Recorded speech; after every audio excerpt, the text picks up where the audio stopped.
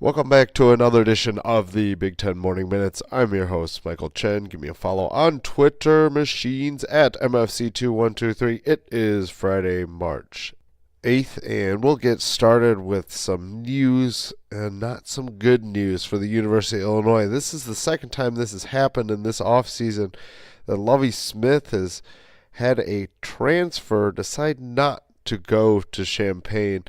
Jeff Thomas was the first one, though the coaching change with Manny Diaz in Miami opted to stay at Coral Gables.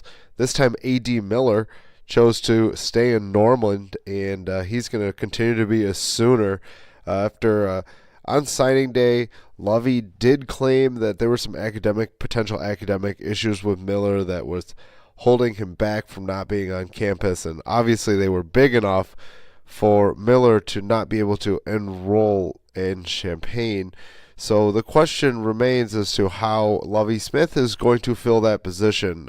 He's losing Mikey Dudek, and so that's although Dudek was injured a good fair amount, Dudek, while he was healthy, was a very productive player. So Lovie's going to have to do something here. There's a potential that there are a few names out there still on the transfer market that would help immediately for the Fighting Illini. So keep an eye out for what Lovie Smith does to potentially correct his wide receivers unit. And similar to what Maryland was looking like for the 2020 class, the Indiana Hoosiers hadn't collected a commit until yesterday. This go around, it was very similar to Maryland's, as they got a in-state player, and this time it's a linebacker in Ty Wise. Made the pledge to Tom Allen. He's going to stay in state. Now again, same thing with the commitment for Maryland as well. This young man, Weiss, not very big programs were looking at him, I guess.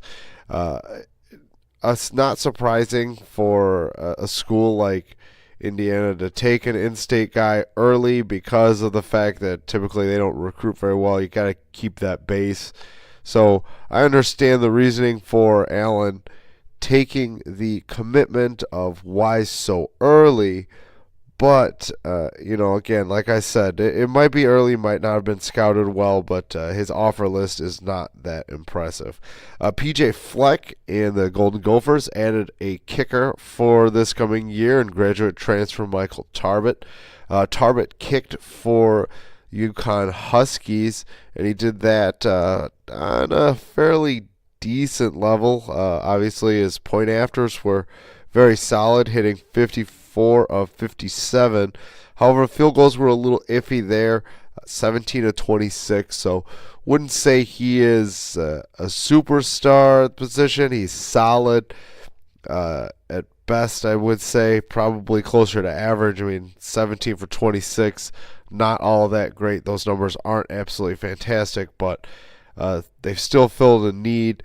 And they'll look to get PJ Fleck will want more of a long-term fit, you'd have to believe, as opposed to going the graduate transfer route. So we'll see if he continues to recruit a kicker for this coming 2020 class. And onto the hardwood, where a Michigan State coach, an assistant coach, not Tom Izzo, is going to be inducted into a Hall of Fame. It's going to be Dwayne Stevens. He's going to go into the Assistant Coaches Hall of Fame. It is the first year of this award. He was nominated among 16 other people, along with the fact that 16 seasons with the Spartans. So they're going to have two Hall of Famers on the bench for Michigan State. If they didn't have an advantage in recruiting within the conference, they've just widened the gap there as for Tom Izzo, the Spartans, and that program. And then yesterday, Nebraska's Tim Miles announced that Nana Akenton has been suspended for indefinitely for a violation of team rules. Looks like the Cornhusker season is going to be over after the Big Ten tournament.